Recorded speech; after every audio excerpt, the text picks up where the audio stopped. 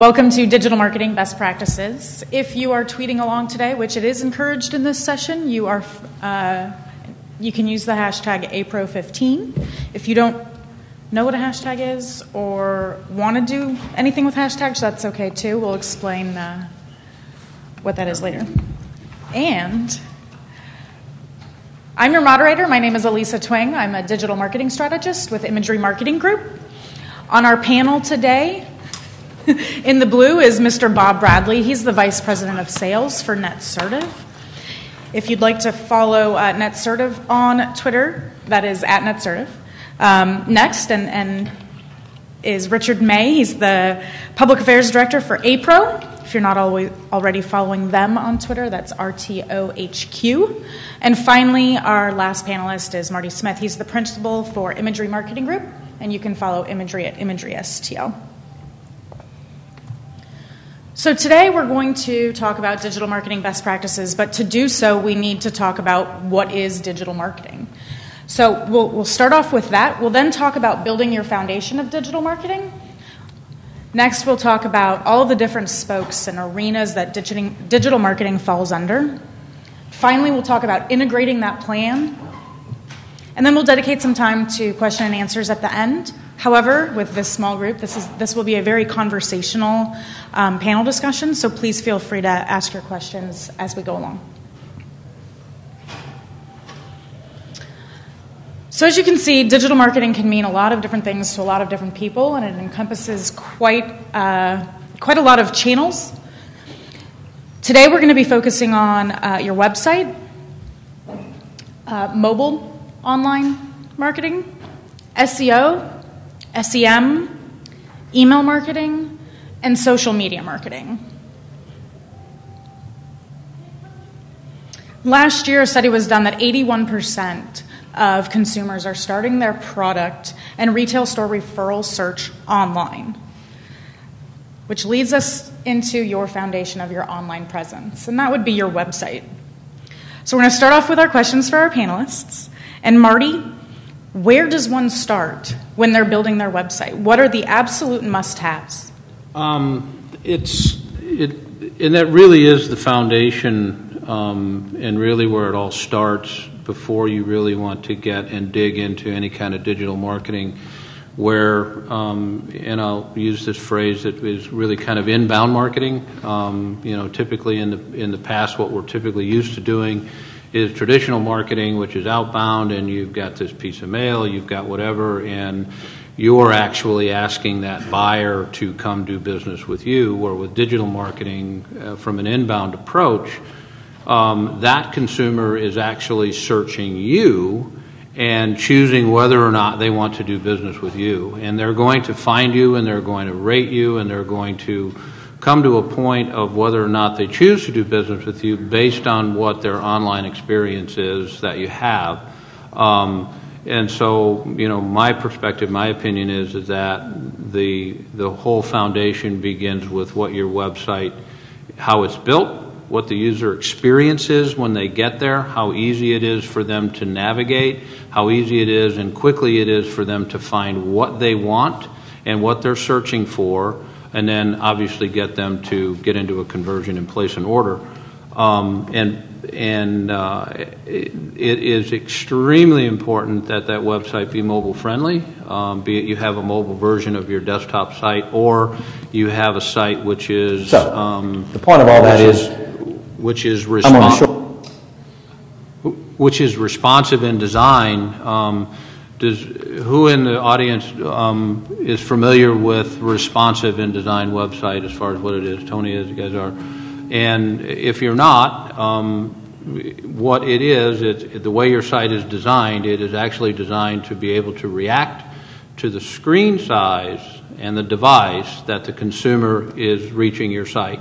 So if it's a smartphone, it will change its screen presentation to fit and navigate easily on a mobile phone, on a tablet, and on a desktop. And it is right now the best practice in web design right now, and it will be for probably as long as I'm alive from that, because screen devices will get bigger and larger and so on and so forth. So, from my perspective, the must-haves are ease of navigation, mobile friendly, And then because that sets you up to get into being focused and goal-driven to enter into digital marketing campaigns. That really sets your foundation. So. Okay. What kind of challenges does our industry face with building their e-commerce website? What we find is that most of the challenges, or some of the big challenges, are being able to focus in keeping products current online as far as what's representative in their store or what is available to be either special ordered or whatever, because that does take time. And we certainly encourage you that it's really important to take the time to make sure that the products are current, so that when they're looking for that and they call the store, they come into the store, because that path to purchase might not necessarily get them to an online order. That path to purchase may be them getting in their car, driving down to your store, and expecting to see something or relatively close to what that product is. So that's one challenge. Another challenge is really kind of understanding, SEO and what all goes along with it. It's not just one thing. It's a conglomerate of all things that tie together, that work in harmony, that work together from social to email to SEM to SEO. And it's for the owners to really understand that, because it's really, in many cases, conversations I have, it's really out of their comfort zone.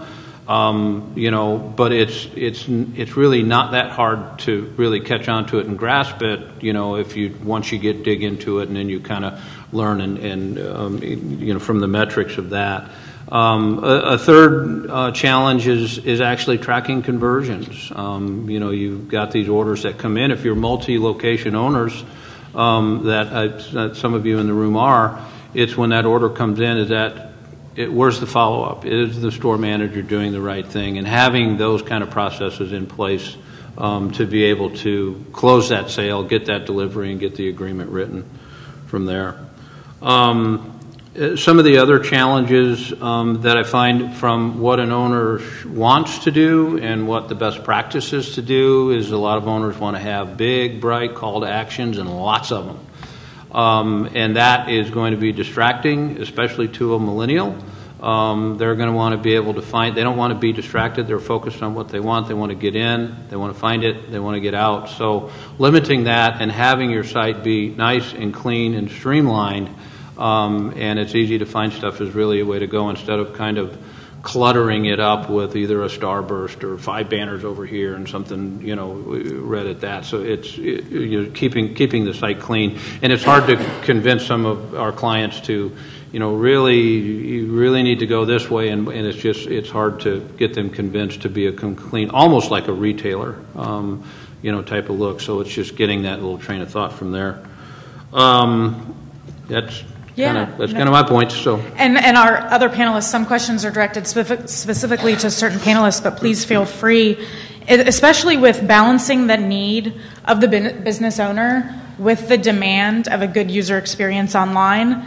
How are we overcoming that, and what recommendations can you make to business owners to make sure that good user experience trumps maybe the needs of what the business owner thinks their needs are online? Well, much of that can really be displayed and demonstrated through Google Analytics and looking at, bounce rates. If you've got a high bounce rate, you can look at, inbound pages and where they're coming, and if they get there and how quick they leave, or how many pages they're actually viewing, how long they're staying on the site.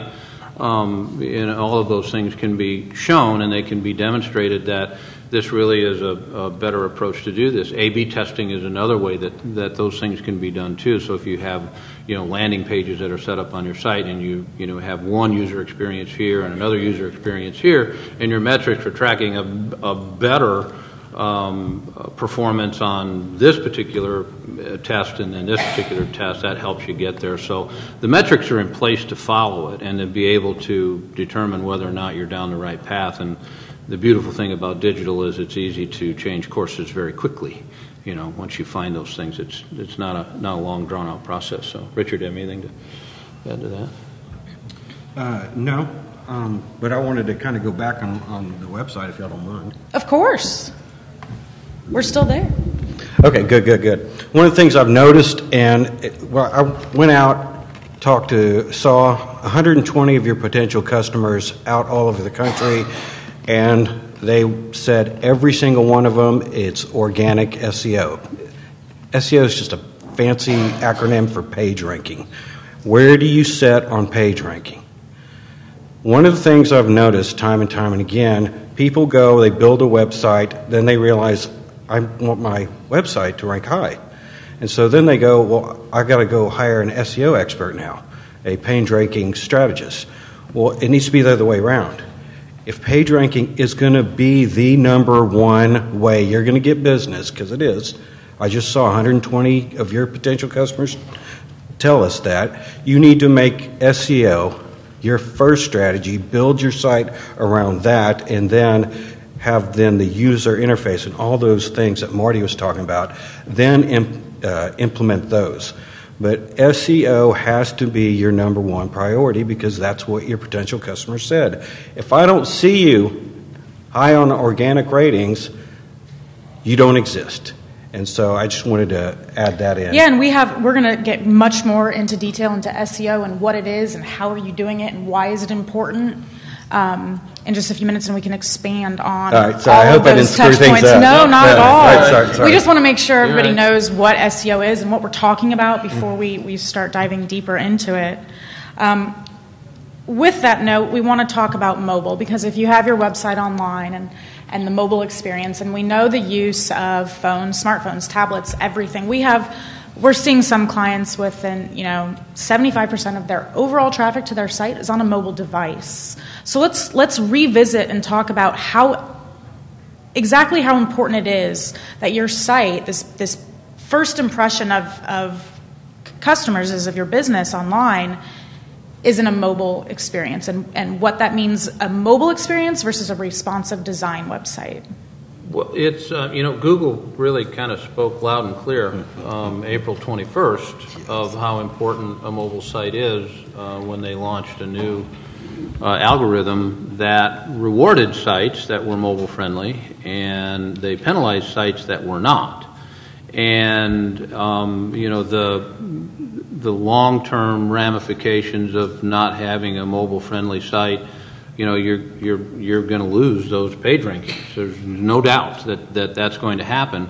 And the real downside to that is that once you have made the corrections and you've either redesigned your site for responsive or you've added a mobile version of your website, it could take months to get those rankings back. And so from my opinion, what Google launched on April 21st speaks volumes just to how important it is to be focusing and catering to that mobile user. And when our experience on analytics, when we're looking at the mobile visitors versus the desktop visitors, there is a huge difference, and it's predominantly mobile visitors. It's predominantly an iPhone. They're staying on the site longer, they're visiting more pages, and their bounce rate is lower. All three of those things working together, that's a good combination right there. Let me ask you all this. Whose site is mobile? Good question. Okay. And whose site might be responsive? All right. Mark, how long ago did y'all go? Well, a question. Sure. If I had just a desktop site, what's the transition to create a mobile site versus do I have to recreate the wheel, per se, I guess? Can I take my desktop mobile with little? Yeah, how easy is that transition, and what steps do you have to take? I defer to Marty. Yeah. Much of that will determine the time, and the cost will be determined on what the platform the site is built on.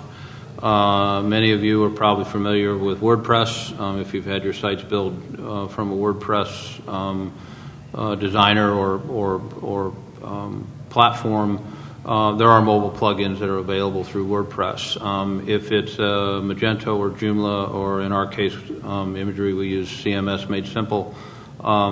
It's relatively easy, and it's relatively inexpensive. You could probably convert, a desktop site, depending on that platform that it's made on, anywhere from $2,500 to $3,000 to maybe as high as $6,000 or $7,000.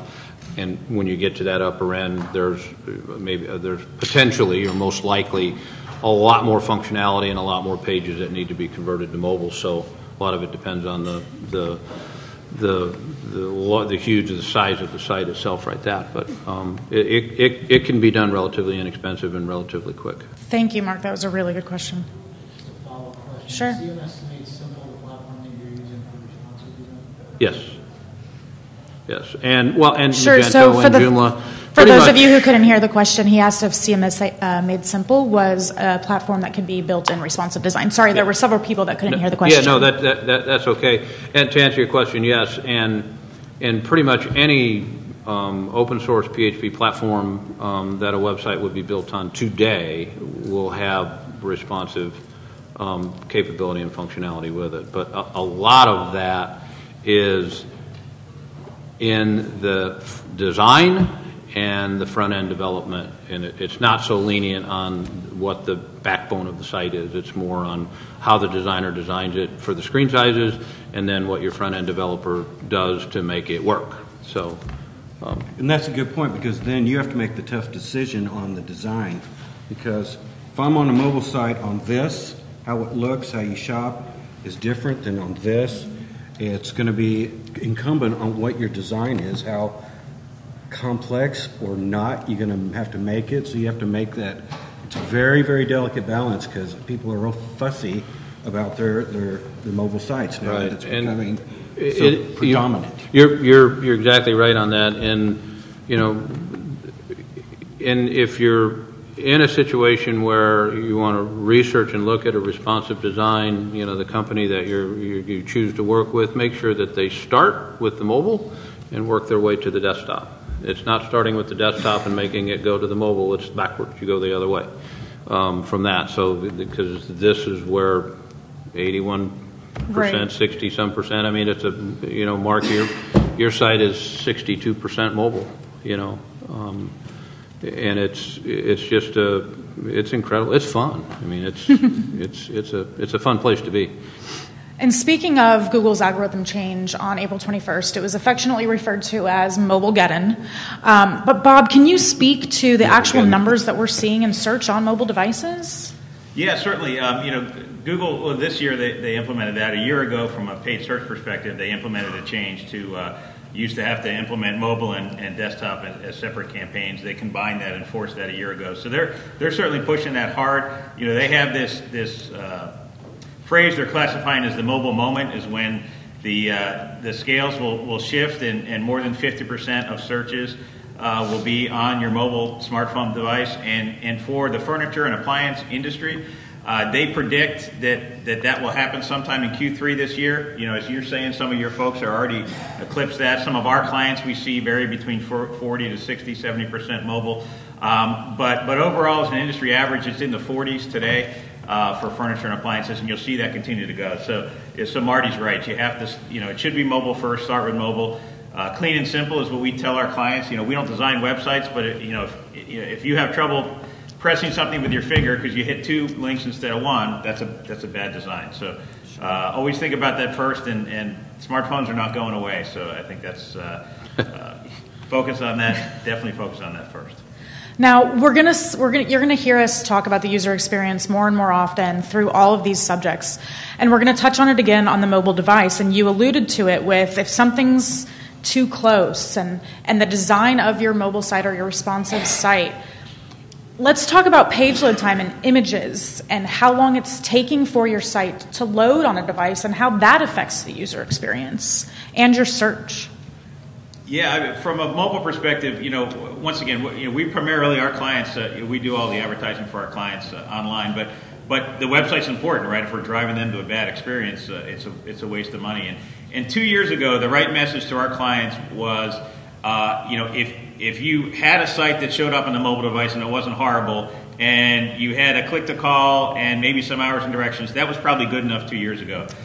Today, it's totally different, and speed and content are critical. So, the studies have shown that every second delay in a website load speed on a mobile device, you're going to lose 2% of your potential clients coming in. So every time your page is slower, every time they're trying to click through, it's going to result in dollars out of your pocket. The other studies that show, they try to say, okay, what's the intent of consumers and how fussy are they folks that were in that Gen Y thing, I'm sure the message was that it's a different beast. But the stats show that close to 2/3 of consumers will bail and move to another website if they can't find their answer quickly. So it's critical.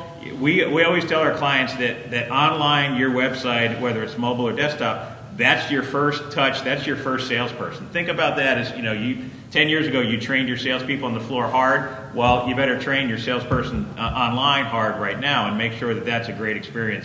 Otherwise, 2/3 of the people are going to go somewhere else, to your competitor down the street. And you have to design that website with the user's device in mind. Are they on 3G? Are they on 4G? Are they on Wi-Fi? We want to make that design as simple as possible so it loads as quick as possible. I know I've seen some statistics. If it's more than 4 seconds to load, you've lost your customer. And that's kind of impactful to think about if you're sitting here and going, okay, my site, after 4 seconds, I'm done. I'm moving on. And that means you're victim to whatever speed your phone is or Right. your connection. And you have to be cognizant of that when you're designing it. Because, like you said, if it's 4 seconds, and a lot of people don't realize it, they're sitting there designing on their website with, the highest gig of speed they have, not realizing I could be out in the middle of, Missouri trying to shop and, I can't get. We're kind of technic savvy in Missouri. I meant Texas. Sorry. Okay, well, when we have our foundation, obviously we're going to design it with a responsive design. How do we drive traffic there? And Richard, you alluded to it earlier, and we're going to start with SEO and search engine optimization. How many of you in the room are familiar with search engine optimization or have a search engine optimization strategy? Okay, this is encouraging. Good. So, Marty, Richard, Bob, what is exactly SEO? I know it can be kind of convoluted. Some people's definition or interpretation of what SEO actually does or what it is. Well, SEO can get so complex, but it also can be just very simple as having original, fresh, quality content and keeping up on that on a regular basis. If you just want to simplify it, that would be the best recommendation, is if you just want to have a basic SEO strategy. Beyond that, it can get in so much complexity of external links, internal links, outbound links, links from authority sites. You name it, there's all sorts of other complexities that are very good, but that depends on how much you want to involve yourself. And my best recommendation is to try to control as much as your own, which is just posting original quality content. And then when you get more complex, you get like these guys to go into those really nuances that help you push you further up in the rankings. Yeah, I want to just make a comment on the content side of it. Of the hands that have websites, how many of you manage your own products and manage your own as far as uploading product images and writing descriptions? I know Michelle does. You do. And the content being unique to your company and unique to that product is important. Copy and paste is never a good approach. I know many of you have Ashley product in your stores, and they have a nice consumer-facing website that has all these descriptions. And if you're looking at a B291 or 219, whatever, and you go to Ashley's website and you copy and paste that content and put it on yours, you've just created duplicate content. Google's going to know that content resides on the Ashley website. It's also going to know that it resides on your website as well. So you need to be cautious of that. It's okay to take that base content and then get in there and modify it and make it unique to you, maybe unique to your locations that you do, the states you do business in, or whatever, and just modify that content to a certain degree. That's a real simple and easy way to do that. So really encourage you to keep that content fresh that's unique to you guys, to each individual dealer, not to the actual manufacturer. And from there, so I Well, I don't mean to oversimplify it, but Google doesn't like lazy cheaters. So, think of it that way. They don't, if they want to know you're paying special attention to your website, because that means Google thinks you're paying special attention to your website, therefore you're worthy of the Google gods to give you that ranking. Right. So they don't like lazy cheaters, if I could just simplify it. And if your website will display a manufacturer, give you the ability to display a manufacturer model number, it's really important that that model number is actually that manufacturer's model number. It's not, I don't know how many people are on RSSS or Synergy, but if it's a FB Furniture Bedroom ASH Ashley B219, that means nothing to Google. That means they don't recognize it. They'll know what an Ashley B219 is because there'll probably be some specific searches for that model number, whether it's LG or Whirlpool or whatever. You try to strip away anything that might be related to your POS system and keep it just specific to the model number of that piece. I know that helps your managers because they're more familiar with that model number than what the average consumer doing a search is. So it's really important to keep those things accurate based on the manufacturer. Sure, and we've heard for years that content is king. If you have good content, Google will reward you. But there are other steps that you can take to appease Google. We're all at the mercy of Google, Bing, and Yahoo. And Bing and Yahoo do have a bit more share of the market than Google, but of course we always refer to Google because they are the conglomerate that they are. But what are some of those back-end SEO? Once we have great content, what are some other methods of SEO, and why are they important? And does it trickle down to local? Because we all have some of the same products, we're all in the same industry, we all have the same goals. But how do we make sure that people in our communities find my site rather than somebody in another state? Do you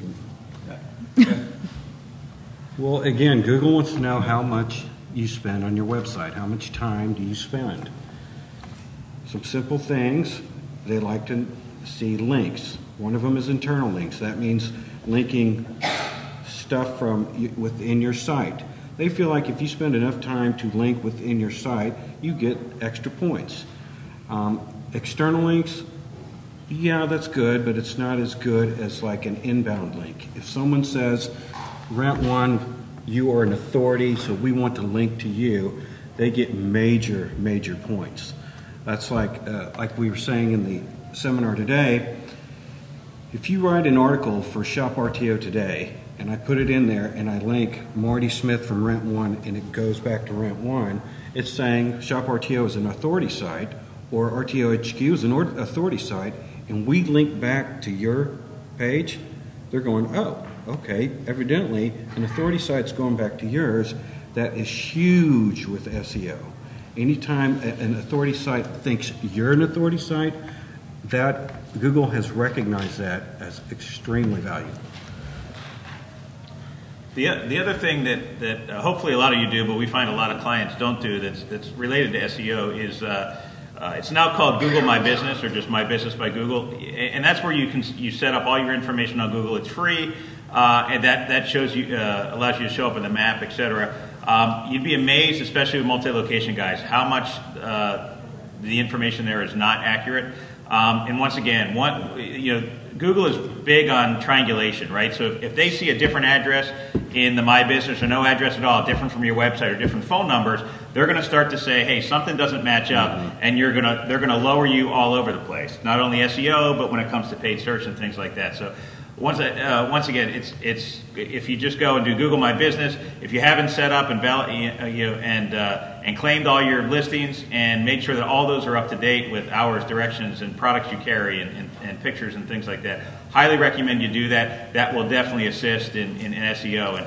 And Google, for a lot of things, whether it's SEO or paid search, they don't tell you exactly what the algorithms are and what exactly you have to do to rank higher or to get a lower cost per click, but they give you indicators. It's okay, doing these things are best practices and it'll definitely help. So highly recommend everyone take a look and do that.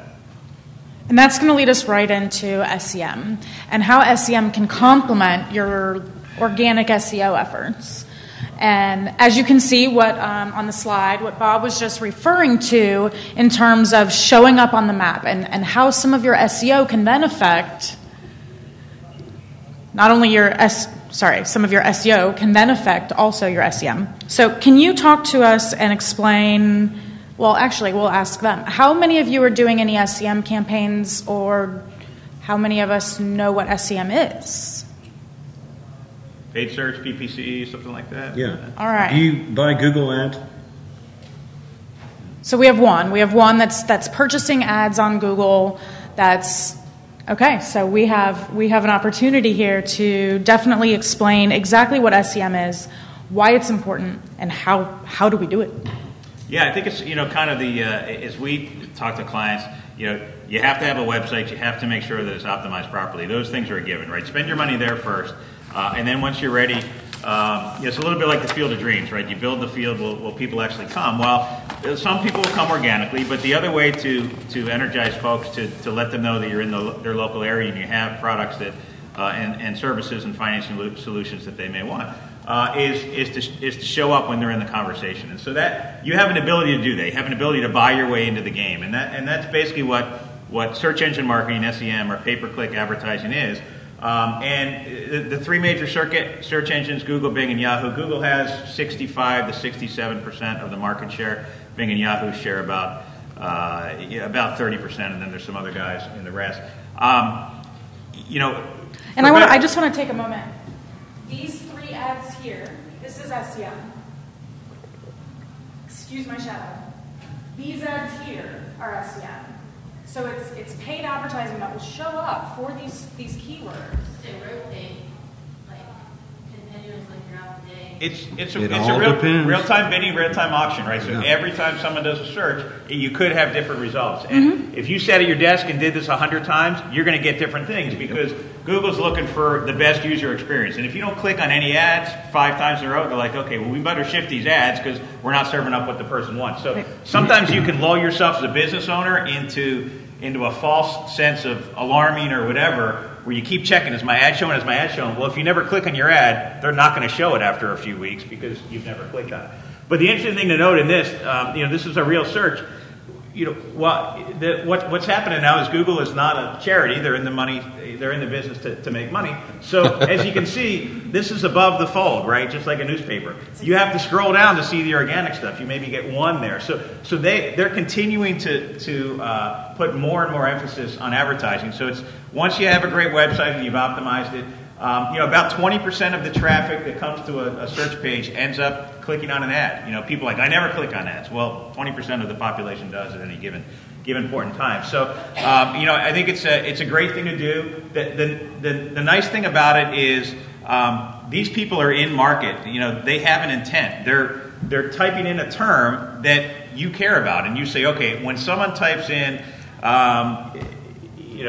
whether it's Ashley Furniture, whether what are financing options on a bedroom set. For those type of searches, you can show up, right? So it's not like you're sending out a direct mail to everyone in your zip code delivery area, and you hope that someone's in the market. These people are definitely in the market. Some people consider it free advertising in a way because, say on average, 20% of the time something gets clicked on. The other 80% of the time, your ad doesn't get clicked on, but you're still showing up, right? It's kind of an online billboard that you're saying, hey, I'm here. Whenever you're ready, make sure you remember me. So it gives you kind of that local branding in your markets. It's, people do not, for these type of considered purchases, it's not one shot and done. It's not what kind of pizza do we want tonight? Okay, Papa John's has a special, I'm going to order. I have to do a bunch of research over a period of time. And so what the SEM or search engine marketing or advertising allows you to do is to be in that conversation during that whole journey. And so, it's a good thing to do once you have the website, once you have it optimized. Is the next step would be to do some advertising only in your local market for the products and services you care about. Okay. And I think on a dealer standpoint, it's interesting to see this. If you look, 3 of those that showed up are not brick and mortar; they're virtual sites. So more and more, the White Up Leases or Flex Shoppers, you've got Finger Hut. These are direct competition in our eyes in the past, but they are now. To me, if I'm not doing it, someone else is going to, and they're pushing me down there. So our customer never even gets to you.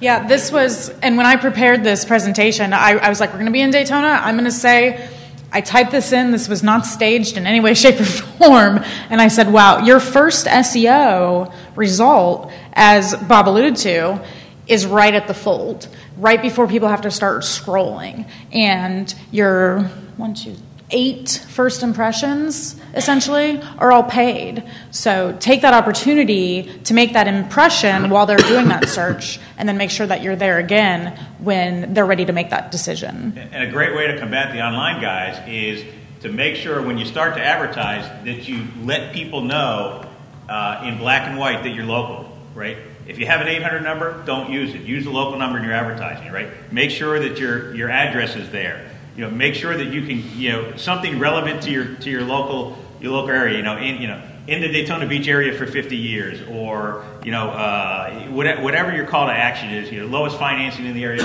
Make sure that all that comes through, and you'll also get goodness from Google, right? They like local intent. They like to know. They're going to take the money from the e-com guys, but in the local market, they like to know that you're local, right? Because 95% of people transact business in the store. While we think e-com is going in furniture, mattress, and appliances, it's 95% is in store. So they'll give you the benefit of the doubt if you're local. But we saw here, there's 2 or 3 guys that are advertising. Most people aren't. So how are they going to take their money? They're going to take it from the e-com guys. So when you start, make sure you're local. There's 3 beauties to the SEM.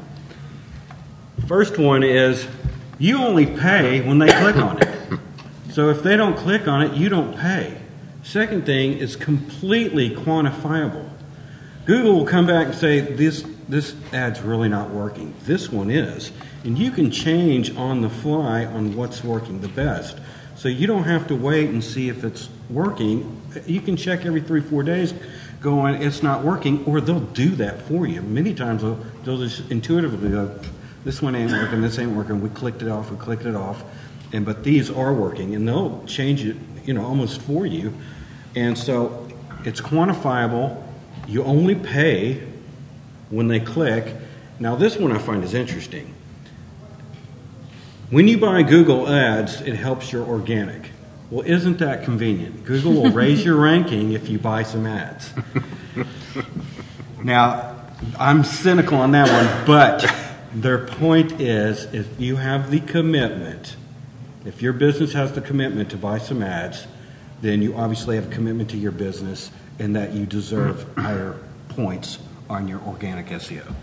And on the flip side, if your content's horrible, you're going to have to pay more to advertise. So they do tie them together both ways, right? Yeah. So that's why it's super important. Content's super important, especially when it comes to the advertising perspective, because you could save 25 to 50% on a click if you have great content. And so it's well worth it to take the steps to do the SEO first. Yeah, it is, and it's kind of gets down to, to keep it somewhat simple, is kind of a crawl, walk, and run approach. Is that crawl approach is getting the user experience and the content and the SEO foundation and the organic set, and then moving into SEM.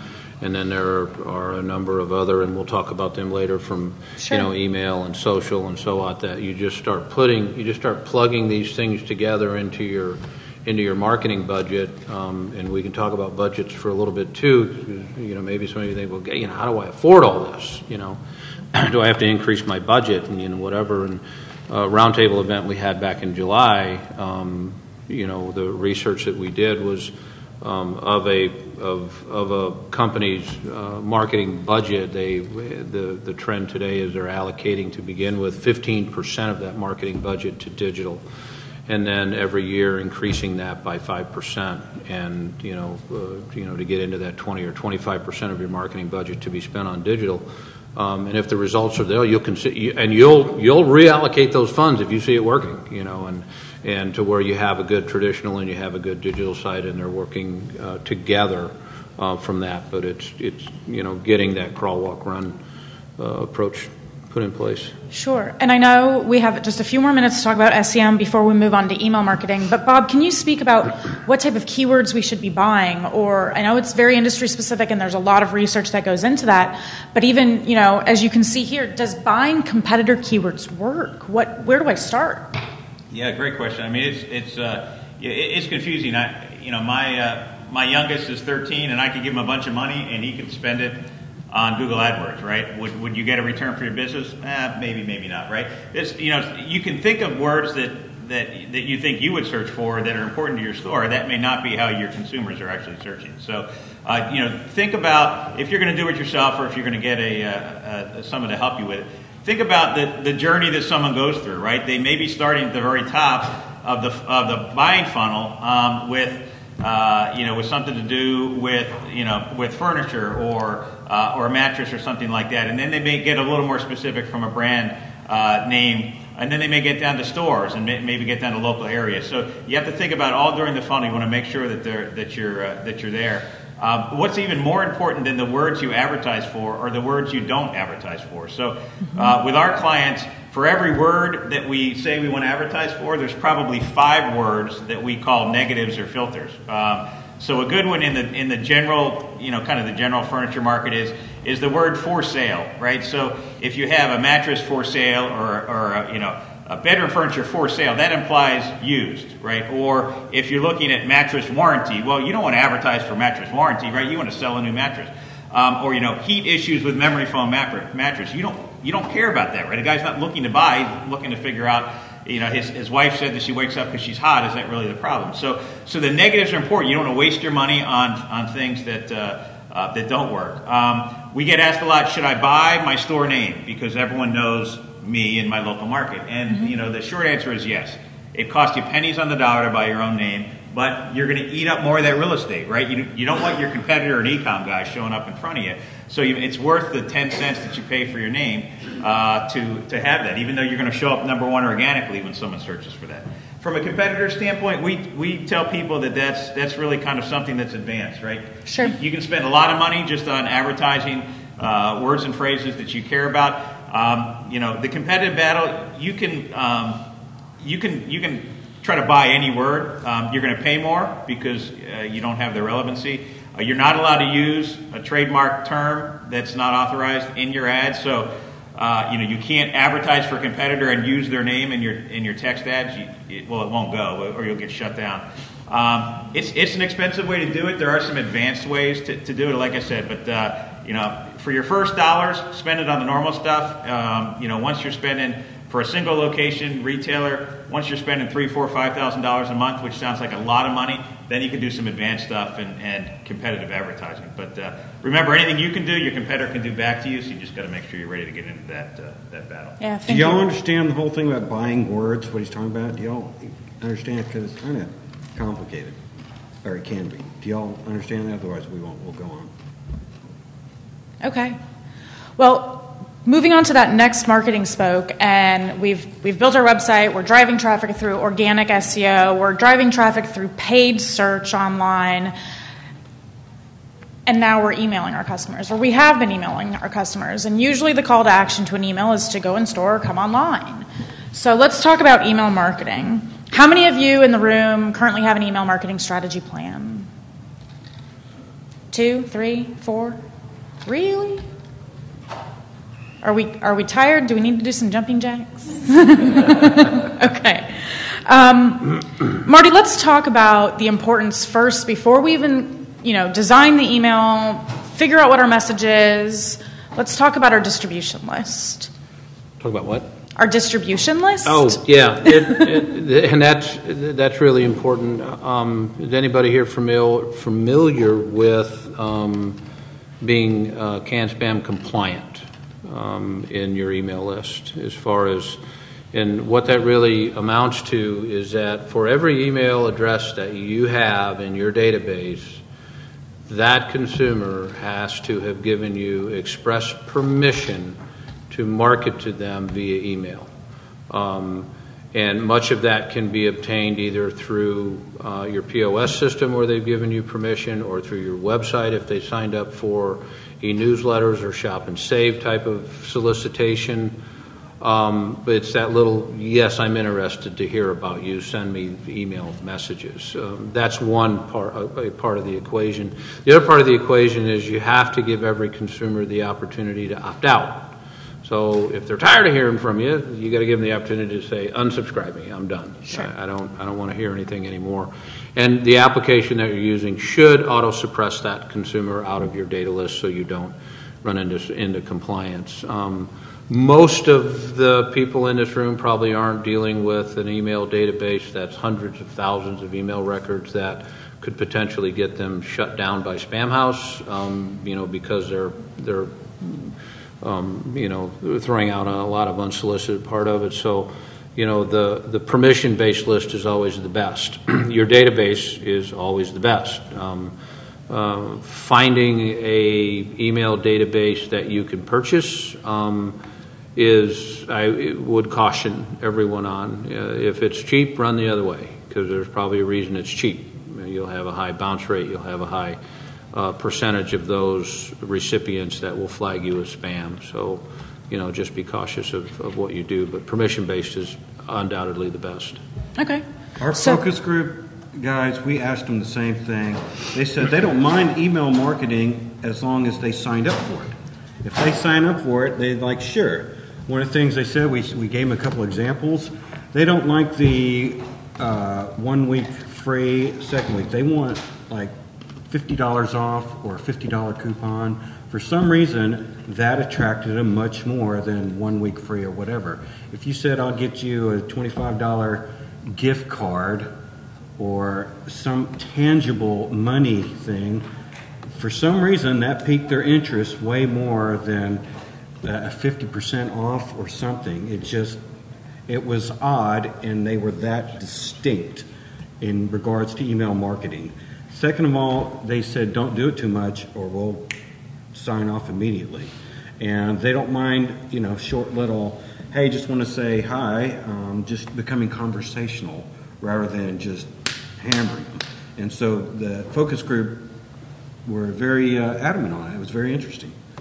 Yeah, and content is certainly, again, you're going to hear us talk a lot about content. Content is really clean. And in email marketing, your content needs to be real concise, and it needs to be real clear, and it isn't a book that they need to read, and your offer needs to be, very clear and very easy for them to understand, not anything that's confusing or looks like a gimmick or anything like that. And the other important thing with email is your subject line, and there are certainly spam triggers in subject line that you want to avoid. The word free is usually one exclamation point and lots of them. Hurry, typing everything in all caps in your subject line. So just keep it relevant to the message that is in the body of that email campaign, and not something that's going to trick them into getting it, because they have as much attention span when looking at an email. They'll know exactly if they want to know immediately if it's something they're interested in. If it's not, they're going to delete and move on or opt out. Tony, did you have a question? Follow-up question for Richard. You said that they don't mind email marketing as long as it's not too frequent. Did you get any sort of measurement on what they feel is too frequent? So really quickly, the question was just the frequency of emails. Yeah, they felt once a week was about the most they would tolerate if it's direct sell. Now, if you're emailing them with just some information, subtle, they like it more informative. They like a more informative, casual tone. The more casual and less, what would you call aggressive tone, the more you're going to have their attention. And now I remember, she asked, what would you think if you got the first week free versus getting $50 off? When it had a numeric amount to it, they jumped on it. 1 week free to them, they're like, eh. What does that mean? They just didn't resonate. But when you said, I'll give you a $50 gift certificate or $50 off, when it had a real money value, they jumped all over it. It was very interesting. And we also, sorry. I was going to say, industry best practices tend to say for a local business, kind of 1 to 2 times a month is about the frequency that feels good. I think once a week you're getting to the point where people really, so you're going to have people that unsubscribe, and it's a balance of too often people are just going to hit the unsubscribe button. Think about it just as marketing to your existing clients. Yeah, I would agree with Marty. Don't buy lists. That's the easiest way for you to get shut down. You're going to have to go to another provider. Don't think of it as outbound marketing. Think about it as nurturing your existing clients and getting more business out of them, and then set the frequency that makes sense with a good call to action. Sure. And another thing, and I don't mean to continue to hit this hammer on the head on the hammer, is how many of your consumers are opening this email on their phone. So is your email designed that it's easy to read on a phone or a tablet? That's really important. And I don't need to scroll and scroll and scroll and scroll to get every single offer. It needs to be very clear and very concise. Yeah, and it's, having, throwing an email campaign out there that might have, as Elisa alluded to, like 7 different products that you're scrolling down to try to get.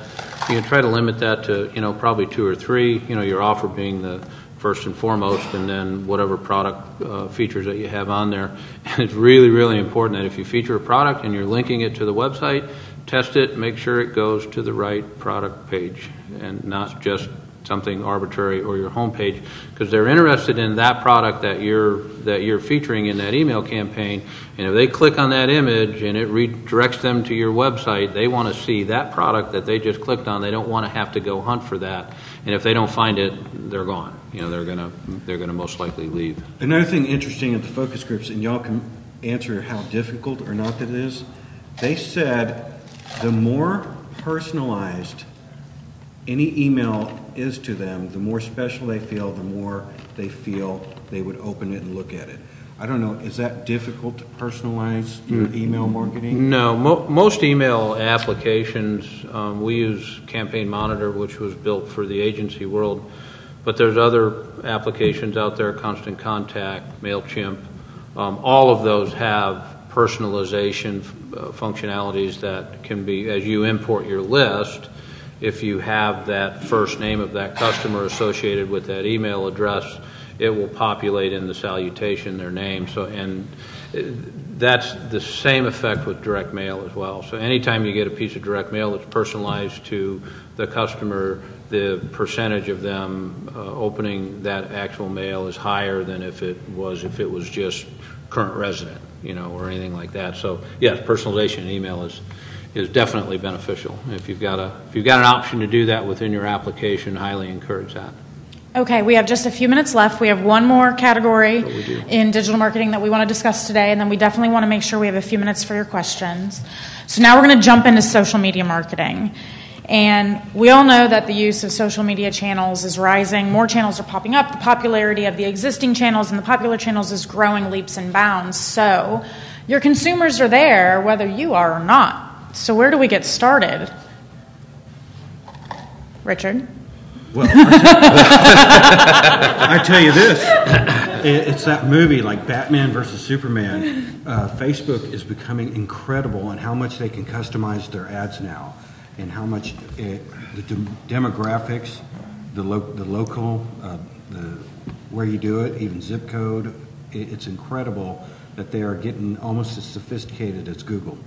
So Facebook ads have become very interesting in that regard. Second of all, what was very interesting at the focus groups, when we started talking about social media and Facebook ads specifically, they all went, oh, no, we don't do that. We don't do that. When we got more into the conversation and we said, well, how'd you find that? And they said, well, we clicked on the Facebook ad. So more we got into the conversation, they started admitting that they would click on the Facebook ads. And it almost seems they were more inclined than a Google ad. It was weird. It was, but they had to confess. Through the conversation, we started realizing that Facebook ad had some sort of actual relevancy to them. So I thought that was an interesting phenomenon through the focus groups. How many of you have active Facebook pages out there right now, Facebook community? How many of you will boost your ads through your posts? Highly encourage that. Okay, yeah. So Facebook recently, everyone's doing studies on how often, when you have a business page, say for the sake of the conversation, you have 1,000 fans, your posts are being shown to less than 1% of the people who like your page. And we've done tests every which way, a text-only post, a text with a link post, an image with a link post, a fill-in-the-blank post, posting at 6 in the morning, posting at 8 at night, posting on Mondays, posting on Saturdays. You really have to find out what works best for your individual customers and what they're responding to. And that's still not going to guarantee you mass communicate. It's not going to be published to everyone. So Facebook does offer very, very, very affordable advertising in that you can boost that post. If you have an image that you're following the 80-20 rule, does everyone know the 80-20 rule for Facebook business pages? Okay. So if you're posting an image on Facebook, only 20% of that image can have copy on it, and there's a grid system that you need to run that image through on Facebook, or your ad can be taken down by Facebook, your page can be shut down. So you want to make sure that the content you're posting on Facebook is not just your flyer, is not just a collage of something with 50% off covering the entire image, that you want to make sure that you're treating social as the medium that it is, and that's social is a conversation. Yeah. Social is one-to-one, well, one-to-many, but you're not spamming them. You're not kind of, I don't want to use the word like word vomiting on them in their social channel. You want to make sure you're showing something that's attractive, that they're going to click on it, and then and check out some of that those boosting advertising affordable options on Facebook. You can choose your demographic, you can choose your location, you can choose what they're interested in, you can boost to your own fans, you can boost to your fans and their friends, you can boost to people in a 5-mile radius of this particular city. So that's definitely something to explore. And I know that we could talk more about additional social channels, but it is that time. We're at 3:43, so we do have just a few minutes left for any of your questions. Somebody has to have one. Thank you. So I'll start with the answers. Probably it depends. But, when you do one of those Google ads and somebody clicks it, what does that cost you? It depends. No. Glad you said it. That's a very good question. Assuming, our strategy is that we keep our clients kind of in those top 3 positions. It costs you more to be up there than versus down the bottom. But assuming you're in one of those top 3 positions, you're somewhere in $3 to $4 a click on average. Like I said, for your name, you'll probably spend 10 to 25 cents. But for general terms, you might be $2 to $4, depending on where you are in the country, depending on what kind of traffic's out there, what kind of competition, what kind of relevancy content your website has. But just think about that, and if your ad gets clicked on 2 out of every 100 times, the other 98 times, you kind of say, okay, how much you can attribute to the free branding that you're going to get. Yep. Yeah. Oh. I was just going to add to that depending on what word it is that is searched, they're different practices. Yeah. But really, Real time, right? Yeah.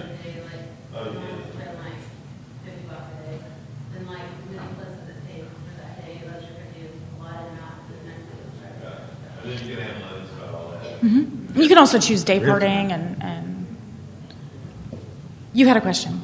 Yeah. We didn't talk a lot about Google Plus. Sure. How is that related to SEO? So I believe that's what Bob was talking about, Google My Business. Yeah, so it's kind of migrated. They put it onto this Google My Business or My Business category. So highly recommend that everyone does that. It's a free service. And fill that out as detailed as possible. And a lot of the other directory sites link into that and get the information from that. So if you put it there, there's a couple others out there, but if you put it there, you get a pretty good shot at getting it right in most of the rest of the web world. And what, in terms of the SEO, is it just the sheer number of clicks or visits to your website? Does that boost your SEO?